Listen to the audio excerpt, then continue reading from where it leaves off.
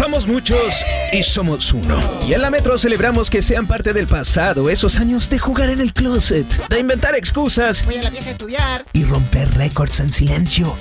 Gamers de Chile y el mundo, dejemos atrás los pudores, gritemos sin miedo al superar una etapa, compartamos con el multiverso el placer orgásmico del triunfo y la sed por más en la derrota.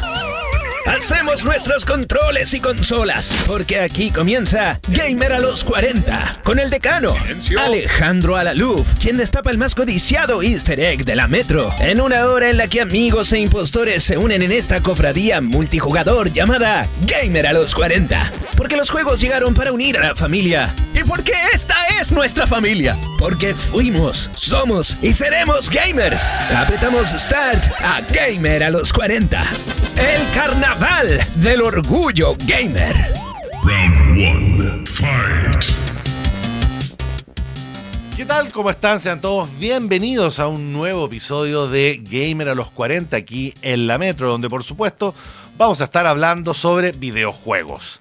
Vamos a estar hablando, por supuesto, desde una perspectiva un poquito más adulta, un poco más gamer a los 40 justamente, para quienes no pueden dejar el control tranquilo.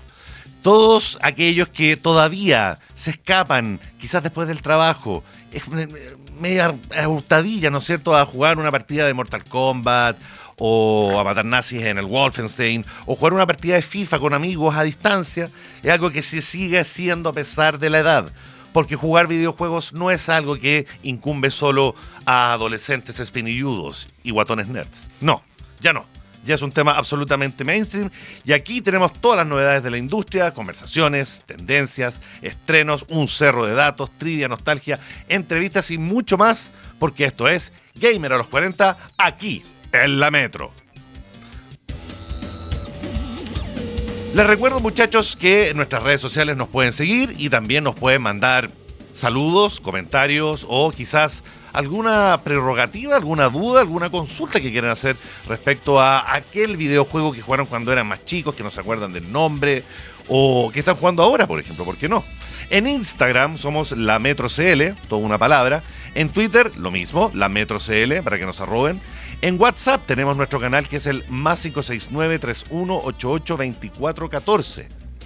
Y si quieren hacernos también alguna consulta, alguna petición, lo pueden hacer a través de nuestro canal de WhatsApp y ahí vamos a estar prestos para responderles. También en la plataforma de televisión Zapping, esa que te invita a cortar el cable. Yo debería hacerle propaganda a ese sistema, fíjate, me gusta mucho cómo funciona. Atentos, muchachos. En el canal 184, la Metro está ahí con toda su programación en línea para la que puedan disfrutar también en la pantalla chica. Somos una radio multimedia.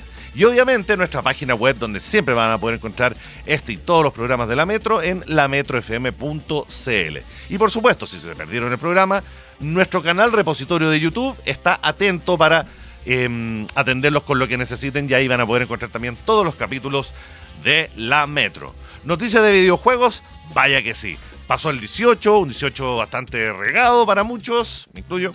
Y también con harto de videojuegos, porque justamente a partir de los días libres que tuvimos, se aprovechó de jugar un ratito. Vamos con las noticias entonces que nos tiene la industria de los videojuegos en estos últimos días.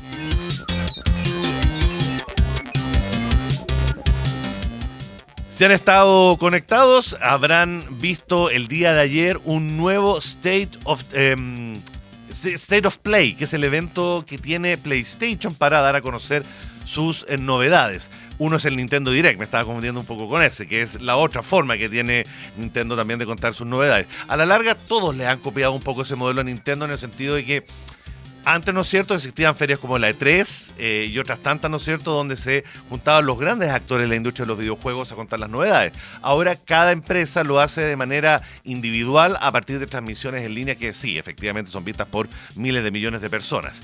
Y el día de ayer PlayStation hizo lo suyo con su State of Play, donde mostró varias novedades bastante interesantes que demuestran que la consola, más allá de que esté cumpliendo 30 años. La PlayStation, recordemos, este 2024 cumple 30 años desde que debutó el año 94 con su primera versión. Estuvimos comentando en el último capítulo de Gamer a los 40 las novedades que tiene pensada la compañía japonesa al respecto, con consolas que van a rememorar aquella época, entre otras novedades. Pero por lo pronto lo que concentró este State of Play fue novedades. La primera fue comentar algo que a mí me alegró mucho, que tiene que ver con un DLC gratuito que va a tener el último y gran juego hot que ha tenido PlayStation, el Astro Bot, un juego de plataformas protagonizado por un robotito, lo comentamos en el programa pasado, que para mí y para quienes tengan niños pequeños es el puente perfecto para divertirse ambos de igual manera.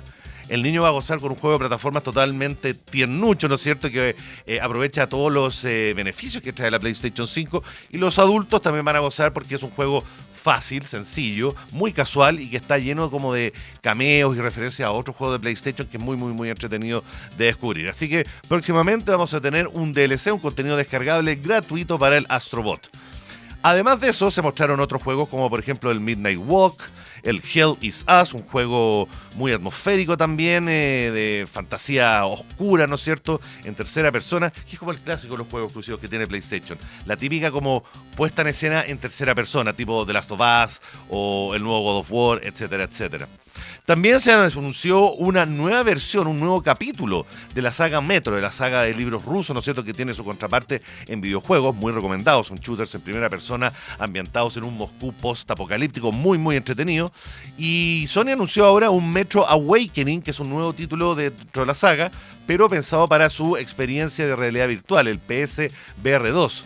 Que vamos a traer acá al programa porque a mí me gusta mucho. Encuentro que Sony justamente lo ha dejado un poquito botado a su suerte y creo yo que hay que sacarle mucho más carne, ¿no es cierto?, de la que los propios creadores de esta plataforma le han dado. Así que ahí tenemos un nuevo título que espero podamos probar próximamente. Otros títulos que también fueron presentados en el State of Play fueron el Edge Age Chronicles, también el Palworld, un juego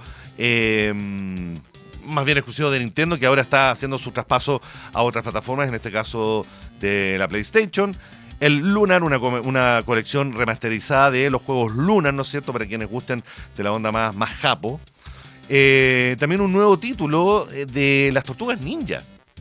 Las Tortugas Ninja como que se niegan a desaparecer, las han reinventado varias veces y ahora tenemos el Shredder's Revenge, que era un juego que ya había aparecido originalmente para la Xbox y otras plataformas, ahora va a estar disponible para la Play. Y también finalmente otro de los juegos interesantes que sorpresivamente aparecieron ayer en el State of Play es un nuevo juego de Sonic. Sonic que ha tenido una nueva vida, ¿no es cierto?, posterior a su estreno de las películas que le dan un poco de vuelta la fama que tuvo en su minuto en los 90. Recordemos que tanto Sonic como Mario peleaban codo a codo, ¿no es cierto?, el favoritismo de los usuarios de consolas de aquel entonces. Después, obviamente, Mario y Nintendo se comieron a Sega y hoy por hoy Sonic, más allá de ser un personaje icónico en los videojuegos, ha vuelto a renacer a partir de las películas y acá tenemos un nuevo juego que es el Sonic Shadow Generations, que también hará su debut el próximo año probablemente para PlayStation 5. Entre otros estrenos que también se mostraron en esta presentación de PlayStation. Siguiendo con el tema de los nuevos títulos que van a debutar por estos días, uno de los más esperados va a ver la luz en los próximos días, esta semana digamos, que es el nuevo EA FC 24, más conocido como el FIFA.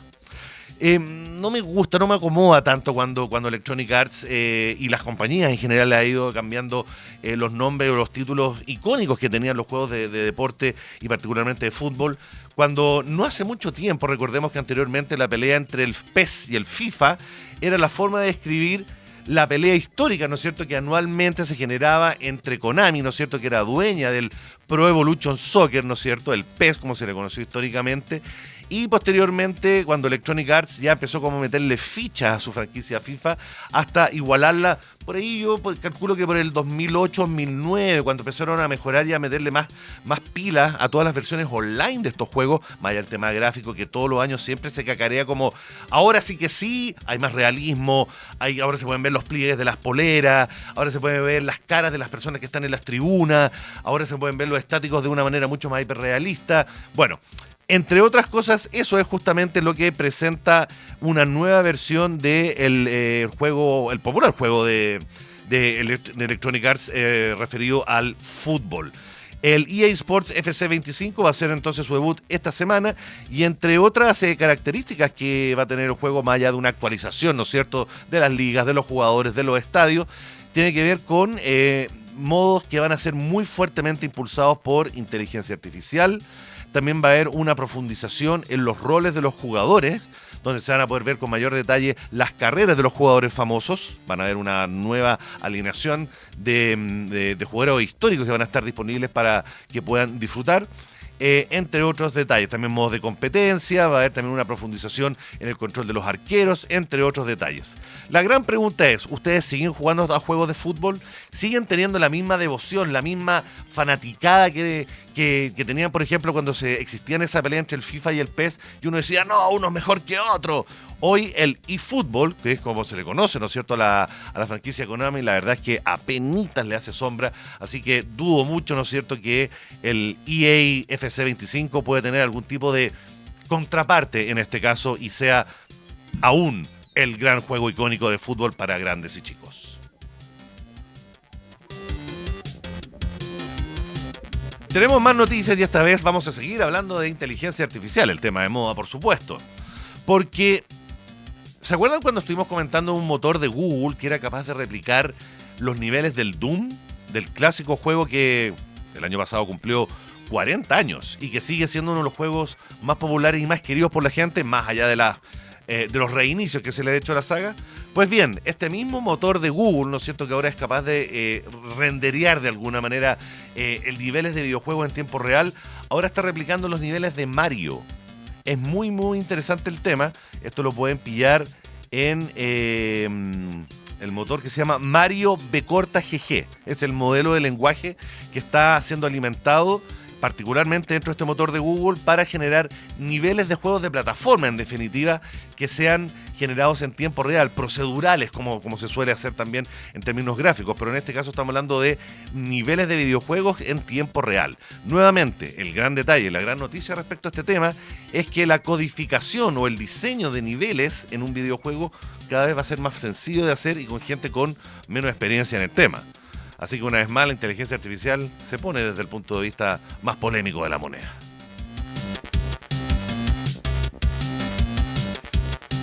Hay novedades con el Flight Simulator, una nueva versión del Flight Simulator. Recordarán todos, por supuesto, ¿no es cierto?, y quienes tengan un poquito más de edad, el magnánimo simulador aéreo de Microsoft que históricamente, ¿no es cierto?, desde el año 83, si mal no recuerdo, hizo su primera versión. O sea, también estuvo de aniversario cumpliendo 40 años el año pasado. En esta nueva versión, porque recordemos que el 2020, ¿cuándo fue que salió el anterior Flight Simulator? 2018, cuando básicamente esta nueva versión del Flight Simulator, la gran característica que tenía era que ocupaba los mapas o prácticamente ocupaba los mapas de Google Earth para generar, digamos, que las imágenes del juego fuesen del mundo entero. O sea, el mapa del juego era literalmente la Tierra. Por lo mismo, ¿no es cierto?, el juego necesitaba más de 140 gigabytes de espacio para poder instalarlo en un computador, más allá de tener tarjetas gráficas de última generación, etcétera, etcétera. Hoy el juego ya es un poquito más corrible, digamos, se ha optimizado en gran medida para que todos lo puedan disfrutar, sobre todo quienes gustan, ¿no es cierto?, los simuladores aéreos, pero ya va a salir derechamente una nueva versión en noviembre. Y lo interesante es que más allá de que efectivamente el mapa va a volver a ser el mundo entero, ahora las imágenes van a ser hiperrealistas. Están saliendo las primeras impresiones por parte de la prensa especializada que ha tenido acceso al juego en Estados Unidos, y las primeras impresiones y los primeros videos que hemos podido ver muestran que efectivamente ciudades europeas, por ejemplo, el Gran Cañón del Colorado, o de repente cuencas de ríos en África, ¿no es cierto?, se ven con un nivel de detalle que, hacen repensar el concepto de metaverso. Entrevistaban hace poco a uno de los creadores, uno de los desarrolladores del Microsoft Flight Simulator, y decía que de alguna manera esta era una especie como de puerta trasera para entrar de manera indirecta a una nueva generación de metaverso. El metaverso, que para mi gusto sigue siendo la tecnología más disruptiva del último tiempo, más que la inteligencia artificial, Y si bien hoy por hoy, ¿no es cierto?, tiene como un paso atrás, ¿no es cierto?, lo que es el interés por parte de la industria tecnológica, creo yo que el entender que tú puedes estar dentro de un simulador de vuelo con todos los detalles del mundo y en donde el mundo entero es tu mapa, con un nivel de hiperrealismo que pocas veces se puede esperar, creo que por ahí va la cosa de lo que son los mundos virtuales. En noviembre, entonces, el nuevo Flight Simulator 2024 va a ver la luz del día y ahí vamos a estar comentándolo en profundidad para todos ustedes aquí en Gamer a los 40. Y finalmente, porque no lo podía dejar afuera, tenía que mencionar el tema de los flippers. Los flippers que también son parte de este programa, porque no todo es el videojuego y la pantallita, ¿no es cierto? Acá somos jugadores retro, ¿no es cierto? Donde el apretar los botoncitos laterales, ¿no es cierto?, de un flipper, como se le llamaba acá en Chile, sigue siendo algo de mucha entretención. Vamos a estar constantemente hablando de flippers, pero en este caso en particular, y si están conectados a nuestras distintas plataformas audiovisuales, van a poder ver el tráiler de un nuevo flipper que está sacando la compañía Stern, que todavía se mantiene sacando nuevas máquinas. Hay una especie como de redescubrimiento por las nuevas generaciones respecto a la magia, ¿no es cierto?, que es el talento de poder golpear con un flipper una bola metálica, ¿no es cierto?, hacia la bola extra o hacia el especial o hacia un grupo de cartas. Lo interesante es que Epic Games tiene Stern Pinball tiene una cantidad de máquinas tremenda, más allá de este juego dedicado a los X-Men. Tiene, por ejemplo, un flipper dedicado a John Wick, a la clásica Tiburón de Steven Spielberg, a Venom, ¿no es cierto?, el antihéroe, ¿no es cierto?, de Marvel, a los Foo Fighters, a James Bond 0007, a Rush, a Iron Maiden, a Godzilla. La verdad es que Stern hoy por hoy se ha coronado como la gran empresa que sigue rescatando el arte de hacer flippers. Porque claro, ojalá Gottlieb, Williams, ¿no es cierto?, y otras compañías de aquel entonces, la Bolly, por supuesto, ¿no es cierto?, todas compañías norteamericanas que hacían los flippers de antaño volvieran a la vida, ¿no es cierto?, aunque sea por el interés que han demostrado las nuevas generaciones. Pero los flippers siguen vivos, siguen saliendo y siguen siendo parte del interés de aquí, de este programa llamado Gamer a los 40.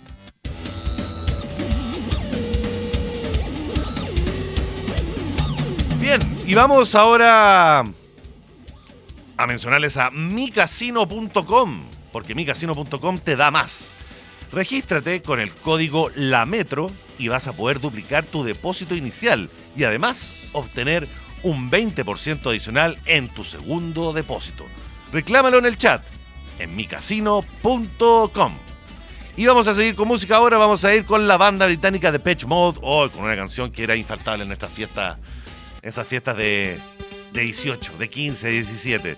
Esto, por supuesto, es Just Can't Get Enough, aquí en Gamer a los 40 en la Metro.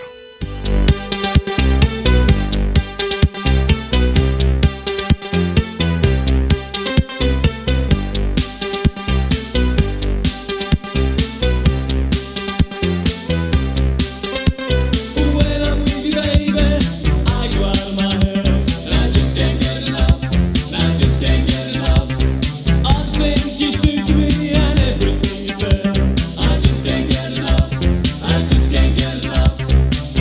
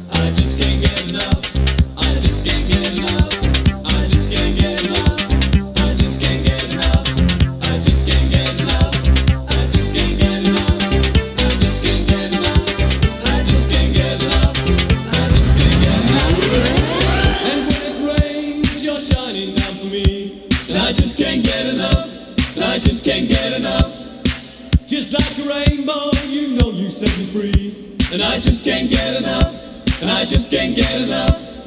You're like an angel and you give me your love, and I just can't seem to get enough.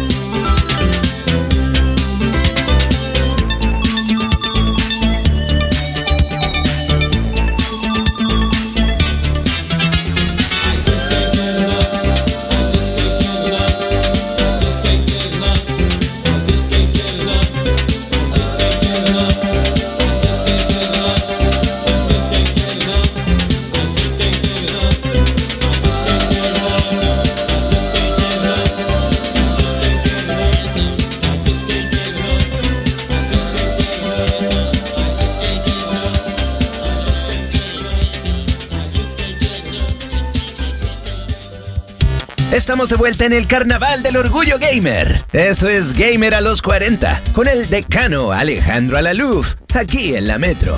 Round 2, fight. Así es, bienvenidos al segundo bloque de esta edición de Gamer a los 40, aquí en la Metro.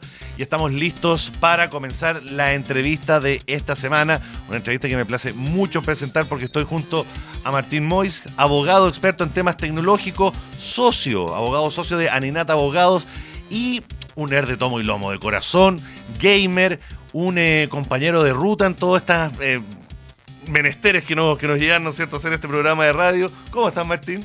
Bien, muchas gracias, Alejandro. Gracias por invitarme. Un placer tenerte acá. Oye, bueno, la idea justamente de tener a Martín acá en el programa tiene que ver justamente con todos los temas vinculados al mundo legal, ¿no es cierto? Nosotros discutíamos fuera de micrófono, por ejemplo, respecto a las bibliotecas de videojuegos que hoy la gente puede acceder. Por ejemplo, si yo tengo una colección de juegos en Steam, ¿quién es realmente el propietario de esos juegos? Y si, por ejemplo, Dios no lo quiera, llegar a fallecer, ¿quién pasa a ser dueño de toda esa colección de juegos no menor? Cosas así son las que queremos conversar con Martín Mois aquí en Gamer a los 40. Pero antes de eso, Martín, tú me mencionaste en el corte comercial un tema respecto al Flight Simulator y el tema de la realidad virtual. Sí, mira, yo soy un poco... Creo que no soy tan entusiasta como tú con el tema del metaverso, pero lo que sí me tocó jugar es Flight Simulator, la versión... creo que es la versión anterior a la que va a lanzarse ahora. Ajá. Y la jugué con el casco de realidad virtual de Meta, ¿cierto? Y es impresionante. O sea, lo que tú decías es que esto es una puerta trasera, digamos, al metaverso, es totalmente cierto, porque realmente el nivel de realismo que están alcanzando estos juegos, especialmente utilizando dispositivos de realidad virtual, es para llegar a confundirte. Claro. Claro, en el caso de los aviones, ¿cierto? Uno puede no sentir la altura, ¿cierto? Y el movimiento del avión, pero visualmente ya queda muy poco que lo diferencie de estar viendo algo que tenga la definición de la vida real. Claro. Entonces, además, cuando te ponen en escenarios realistas, ¿cierto? Por ejemplo, volando un avión arriba de Manhattan, es como para quedar un poco helado de poder ver cómo ha avanzado la tecnología a este punto en que ya estamos casi, no sé, llegando como al nivel del Matrix, ¿cierto? En que Sí, ya va claro. a ser indistinguible lo que es la realidad de lo que son los mundos virtuales. Yo por eso yo puedo entender el entusiasmo de la gente, ¿cierto? Por estas tecnologías. Más allá de que por un tema quizá de edad estoy un poco más lejano a eso, pero el interés por jugarlo siempre está, ¿cierto? La claro curiosidad, que sí. además de saber y de ir probando todas estas interfaces nuevas, que Claro. lo que hacen es como renovando un poco el interés que uno tiene por los videojuegos, ya sea como una profesión, como un hobby, ¿cierto? Como una actividad como para sacarse la atención de encima, que es algo que a mí en lo particular por lo menos me ayuda bastante. Vamos a entrar de lleno a hablar un poco de tus gustos que todavía se mantienen respecto al mundo de los videojuegos. Incluso nos trajiste una sorpresa que vamos a mostrar en cámara, así que atentos. Antes de eso, déjame, y antes de entrar de lleno al tema del ownership, como lo estábamos comentando fuera de micrófono. Por ejemplo, Martín, cuando tú te enfrentas no sé, al establecer una plataforma, ya sea en un dispositivo móvil o en una consola, y aparecen las típicas, ¿no es cierto?, cartas como Los términos y condiciones. Los términos y condiciones, ¿no es cierto? Y uno obviamente scrollea, ¿no es cierto?, hasta el final para poder, digamos, avanzar lo más rápido posible y que el juego finalmente cargue. ¿Uno se está perdiendo de algo al saltarse eso? Sí, uno se está perdiendo de mucho. Y Pero seamos realistas, uno nunca va a leer eso por completo. Y a eso es lo que quería llegar, y eso es intencional. Claro.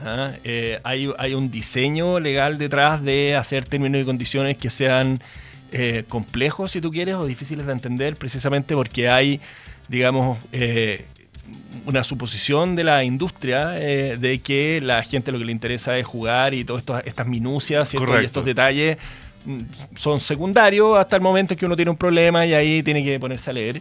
Pero yo creo que no estoy diciendo nada, digamos, raro al decir que ni siquiera los abogados leemos términos y condiciones de cientos y cientos de páginas. Han habido anécdotas, de hecho, muy, muy simpáticas con los términos y condiciones, como por ejemplo que hay empresas que lo que hacen es que colocan en los términos y condiciones que las obligaciones que hay derivadas son universales, entonces llegan hasta el fin de los tiempos y es en todo el universo. Te fijas, cosas que uno diría es absurdo que lo digan así, ¿cierto?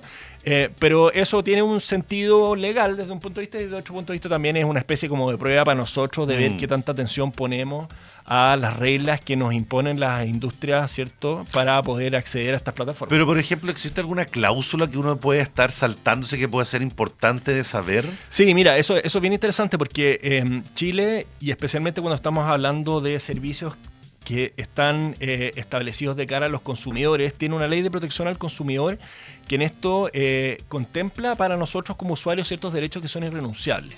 ¿Ah? Por ejemplo, es una cosa típica que si tú te suscribes a una plataforma como Steam, ¿cierto? Como la plataforma de Sony, el PlayStation Network, las cláusulas de resolución de controversias te obligan a ti a que si tienes algún reclamo en contra de la empresa tengas que irte a un arbitraje en California, ¿cierto? Y nosotros estando en Chile es algo que no vamos a hacer. Y eso de alguna forma descansa en un tema circunstancial, que es que estas empresas no tienen domicilio en Chile, por lo tanto legalmente no hay cómo vincularlas a la norma chilena. Pero la norma chilena lo que te dice es que nadie te puede obligar a ti a sujetarte a un arbitraje o una forma de resolución de controversias que no sea algo que beneficie, digamos, que sea de decisión del consumidor. Lo mismo con el tema, por ejemplo, del domicilio. Si tú eres un consumidor, tú tienes derecho a poder reclamar ante los tribunales que sean los de tu domicilio y no los del domicilio de la empresa. Por lo tanto, bajo esa lógica, ¿cierto? Si, por ejemplo, hubiera una empresa de videojuegos que tuviera su domicilio en Antofagasta, pero tú vives en Santiago, tú no estarías obligado a irte a Antofagasta a un tribunal a litigar, digamos, sino que tú podrías beneficiarte de tener domicilio en otra parte del país para hacerlo. Y así hay varias cosas que uno las va contrastando entre lo que hay digamos, en otros países versus lo que tenemos en Chile. Y eso hace necesario, de alguna forma, meterse un poquito en cuáles son los detalles, por ejemplo, en el tema de las suscripciones, de las cancelaciones, de los pagos recurrentes, de el cuáles comportamiento son online también. El comportamiento online, que de alguna forma se ha ido estandarizando, ¿cierto? Las prácticas de acoso en contra de otros jugadores han tendido como a uniformarse independientemente del lugar en donde tú estés. Pero el problema ahí, yo diría que es ¿cómo decirlo? Es el enforcement. ¿Ah? Es la fiscalización, digamos. La fiscalización, que es un problema que va más allá de las plataformas de videojuegos. ¿Ah? Esto podríamos hablarlo básicamente de cualquier plataforma digital, especialmente de las redes sociales. Correcto. Por ejemplo, las redes sociales tienen un problema de moderación de contenido que es imposible prácticamente solucionar. Sí. Y eso es porque está súper estudiado por los académicos, los expertos, que hacer moderación de contenidos a estas escalas masivas de plataformas que tienen miles de millones de usuarios, es prácticamente imposible. Y eso es lo que ha traído también que las empresas progresivamente empiecen a implementar, por ejemplo, herramientas de inteligencia artificial para hacer moderación de contenidos, pero eso sabemos que no es perfecto, ¿cierto? Exacto. Y que produce además muchas injusticias. Hay gente que, porque por ejemplo, por un comentario en Facebook, que el sistema de inteligencia artificial no entiende el sentido de lo que está hablando, la ironía exactamente, te restringen tu acceso o te sacan de tu cuenta, ¿cierto? Y ahí las posibilidades de reclamo son pocas, digamos, y es muy difícil muchas veces, digamos, pelear contra el algoritmo. Seguro. Y menos contra una compañía como Facebook o X. Claro. No, y de nuevo, el tema de que sea un juez brasilero. Claro, el tema en general de todas estas plataformas es que son plataformas que tienen presencia en varios países, pero no necesariamente tienen domicilio en varios países. Y eso le plantea un desafío a los reguladores y a los fiscalizadores de poder requerir la información a la empresa y eventualmente poder demandar. Y eso, por ejemplo, es algo que fue una preocupación principal en esta discusión que hubo de la nueva ley de protección de datos personales que vamos a tener en Chile prontamente, ¿cierto? De ver cómo se podía si tú quieres incentivar, ¿cierto?, a las empresas extranjeras de tener por lo menos un domicilio de notificación en Chile. Claro. Hubo una discusión ahí bien interesante en el Congreso de si se podía obligar, por ejemplo, a empresas como Meta a tener un representante legal fijo con un domicilio de oficina en Chile, y finalmente la decisión que se llegó es que, por lo menos para efecto de la ley de protección de datos, lo que va a tener que tener es una persona con un correo electrónico que pueda responder los requerimientos de una agencia de protección de datos que vamos a tener cuando la ley interesante ese se tema. publique. Sí, cuando sea el momento, estás invitadísimo, Martín, al programa para que podamos profundizar un poco más en ello. Muchas gracias. Estamos cerca. La ley está en el Tribunal Constitucional y si no hay nada raro, prevemos que debería salir, digamos, en octubre a publicarse, con lo cual va a empezar ya el plazo para ponerse al día. Claro. Ya, está buenísimo. Pero volvamos al tema del ownership, que me gusta mucho, porque claro, nosotros que venimos de otra generación, ¿no es cierto?, que en la que estuvimos acostumbrados a ir a la tienda, a comprar el videojuego físico, el cartucho, ¿no es cierto?, y tenerlo, ¿no es cierto?, coleccionarlo tal como uno lo hacía con películas o con discos, etcétera. Y hoy entramos a una fase donde el consumo del media, ¿no es cierto?, ya es prácticamente en su totalidad de forma digital. Sí. Ni siquiera a partir de archivos, sino que ya de streaming. O sea, ni siquiera contamos con el archivo digital que podíamos considerar como nuestro, aunque fuese algo intangible, pero teníamos en nuestro disco duro, en nuestro pendrive, en nuestro servidor. En cambio, ahora uno ve películas, o más bien, paga por tener acceso a una biblioteca de contenidos, ya sea Xbox Game Pass, o sea Netflix, o sea Spotify, independiente de lo que tú quieras consumir como medio, pero tú no tienes propiedad por el producto. Entonces, de nuevo, ¿qué pasa con todo eso? Con el hecho de ser dueño del media, que anteriormente era súper común y hoy prácticamente no existe. Sí. Es bien interesante la pregunta y te lo comento como una anécdota. Que, por ejemplo, la Ley de Protección al Consumidor tiene una norma que obliga a los quienes comercializan videojuegos a ponerle un sistema de rating. ¿Ya? Pero eso solo era aplicable cuando tú vendías juegos de forma física. Es decir, tú ibas al Paseo de las Palmas, por ejemplo, y ibas a comprar videojuegos de Sony y todo, y tenían que ponerle un mensajito en la tapa diciendo este juego es para mayores de 16, claro, mayores de 17. Sí, me acuerdo, perfecto. Que es una maravilla, ¿cierto? Pero esa norma solo quedó para los juegos de venta física. Y ahora, ¿quién compra juegos físicamente? No sé, con letra muerta. Es todo online, con lo cual esa norma ya no sirve de nada. Exacto.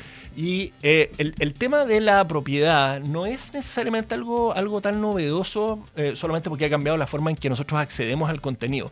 Hay que recordar que el software en general es considerado una obra intelectual y como tal lo que hacen las industrias que precisamente que nos comercializan software es que solamente lo licencian. Tú nunca... O sea, lo prestan de alguna manera a través de un pago. Te dan una autorización de uso. Es una autorización de uso. Y eso es independiente de si tú estás usando Windows o estás usando un videojuego o estás usando software de productividad, lo que sea. Eso no ha cambiado. El régimen subyacente de propiedad intelectual sigue rigiendo a la industria de los programas computacionales, ¿cierto? Y considerando que los videojuegos son programas computacionales, eso no ha cambiado. Es decir, uno nunca realmente se hacía dueño del juego en sí mismo. O sea, lo que adquiría o lo que accedía era una licencia, ¿cierto?, que le permitía bajo ciertas condiciones poder hacer uso del juego. Lo que ha pasado con si tú quieres, cambio de formato en que ya lo físico desaparece y sencillamente lo que tenemos son suscripciones, ¿cierto? Es que las plataformas tienen mucho más control sobre lo que tú puedes hacer con esos productos que, entre comillas, tú compras. Ya, pero Martín, si finalmente, por ejemplo, alguien tiene una biblioteca de juegos en Steam, en PC, y fallece, esos juegos, ¿quién pasa a ser dueño? Porque si fueran juegos físicos, uno los hereda, digamos, a la familia o qué sé yo, la viuda se encarga de venderlo. Pero cuando son artículos digitales, digamos, intangibles, ¿qué pasa con eso? Sí, mira, yo sé que la respuesta acá es poco satisfactoria, pero acá no hay un tema como de propiedad misma sobre el si tú quieres el contenido. Lo que hay es una suscripción. Tú lo que estás haciendo es que tú estás contratando una suscripción con una plataforma y esa suscripción lo que tiene es, esa plataforma lo que tiene son términos y condiciones que definen este tipo de cosas y muchas veces cosas como esto, ¿cierto? Como la propiedad de la cuenta cuando una persona fallece no están consideradas porque al ser solamente un tema que está vinculado a pagos, ¿qué es lo que le importa a la plataforma? A la plataforma lo que le importa es que si tú tienes una suscripción tú sigas pagando. Y por lo tanto, si tú te mueres, la plataforma realmente no sabe que tú te mueres. Claro. Lo que va a saber es que tú dejaste de pagar. Claro. ¿Ah? Entonces ahí, y la recomendación, digamos, para todos los gamers, ¿cierto? Que quieren que sus retoños eventualmente puedan tener acceso a su biblioteca, es, uno, asegurarse que los pagos se mantengan después de que uno se muere, y lo otro, que uno tiene que tener resguardado, pero tiene que tener además la capacidad de poder transmitir cuáles son tus contraseñas. ¿Ah? Ya. Porque la forma de acceder a tu biblioteca va a ser a través de las contraseñas que tú dejaste para acceder. Y eso no es solamente respecto de Steam o del PlayStation Sino que Network, lo que cualquier sea, sino que lo mismo es lo que pasa con servicio. Facebook, lo que pasa con Twitter, todo. Que de hecho han habido casos muy trágicos, ¿cierto? De gente que ha fallecido, que tienen cuentas en Facebook y que la persona que falleció no dejó las claves de acceso y por lo tanto sus herederos tratan de acceder al contenido, fotografías, información familiar y todo, y no lo pueden hacer porque Claro. Facebook le dice, pero yo no sé quién es usted. Claro. ¿Ah? Y eso ha terminado, de hecho, en litigio. ¿Ah? Pero hay un tema ahí que es, ¿cómo accedemos? Accedemos a través de contraseña. Y por lo tanto, si tú quieres asegurarte, entonces lo que tienes que hacer de alguna forma es hacer pública la contraseña. Yo ahí, esto incluso como una recomendación profesional, a mí me gusta mucho usar administradores de Sí, contraseña. a mí también.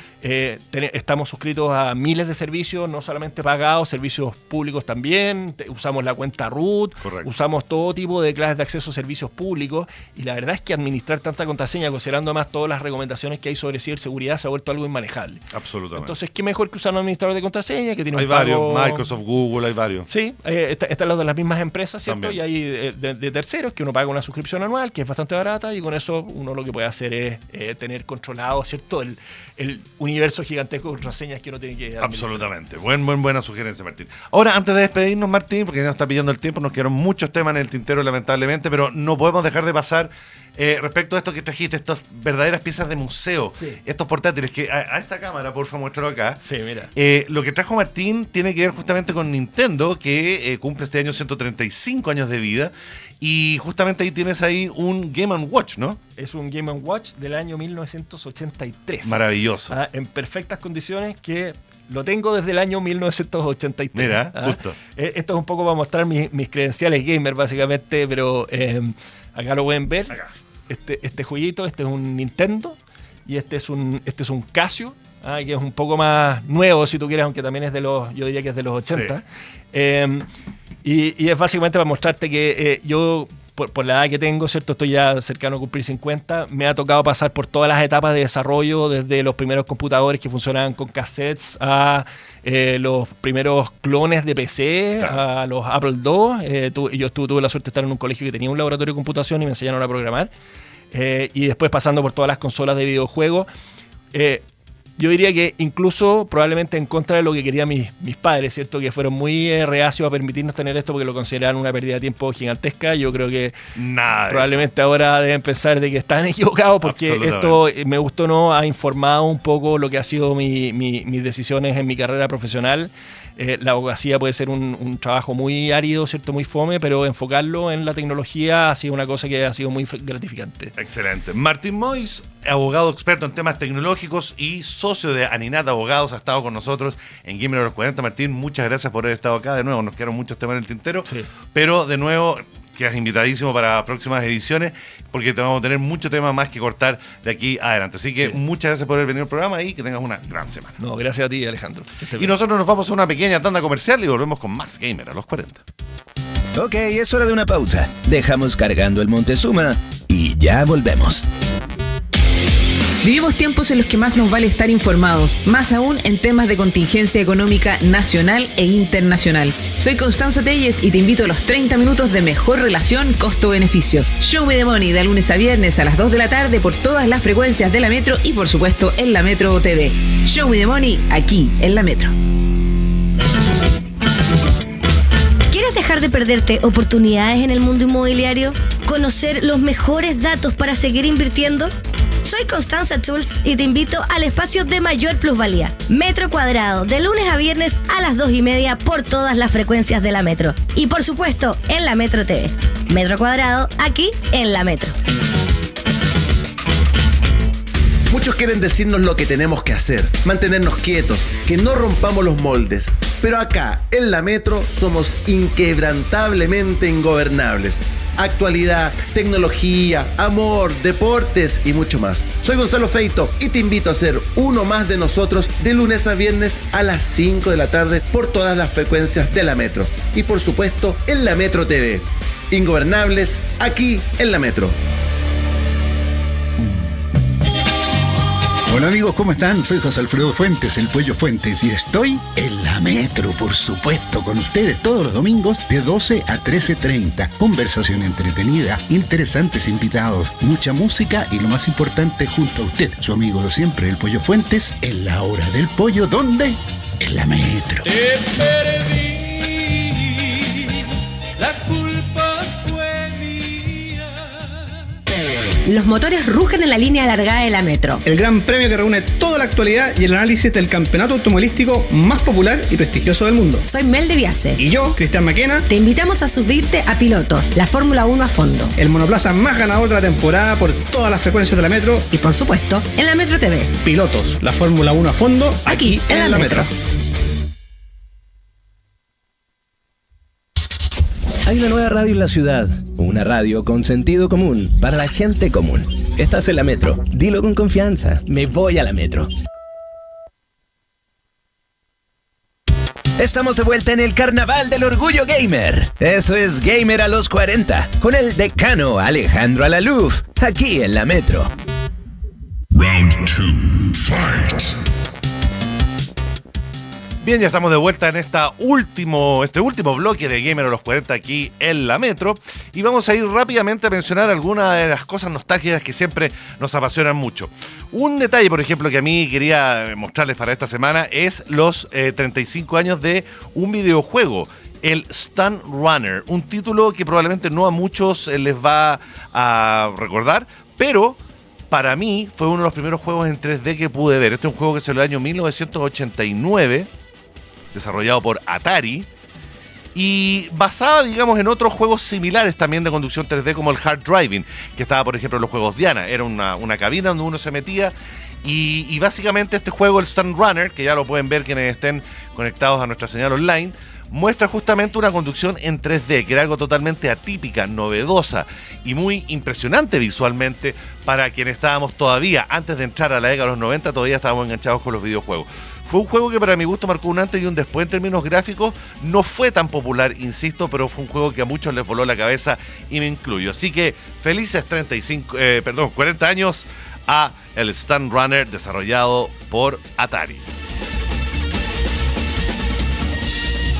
Y ahora sí dejamos la noticia del cumpleaños que tenemos para esta semana, porque esta semana nada más y nada menos que Nintendo cumple 135 años de vida desde que en 1889 Fusajiro Yamauchi fundara una compañía en Japón, pero de cartas plásticas, ¿no es cierto? Las Hanafuda, que se llaman, cartas del juego Hanafuda, que es como un poco similar a los juegos de cartas tradicionales que tenemos en Occidente.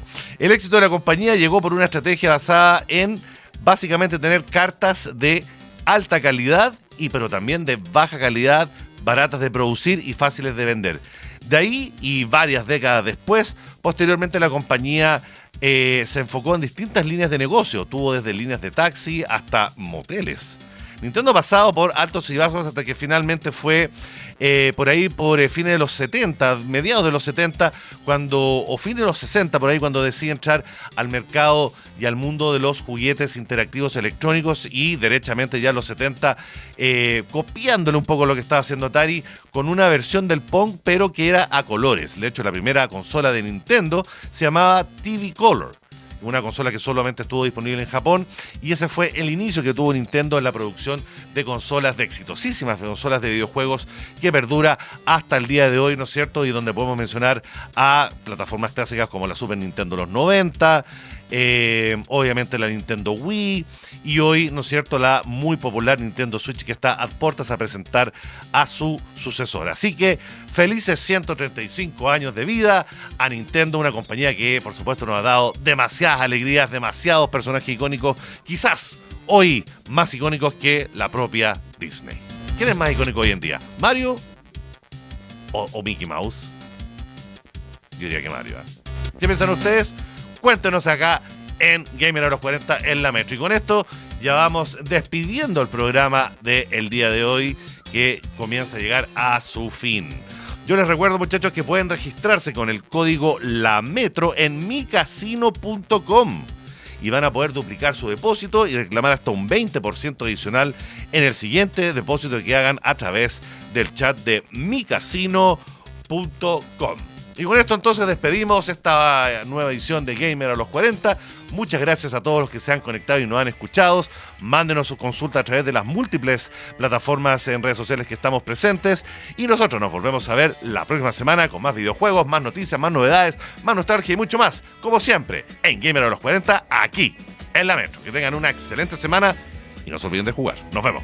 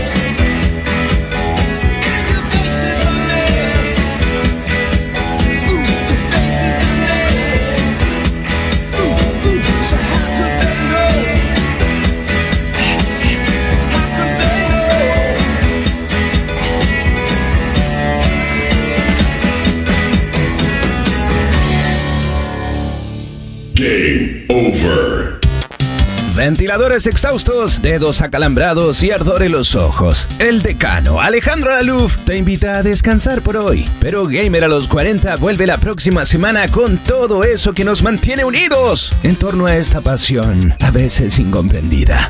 Porque fuimos, somos y seremos gamers.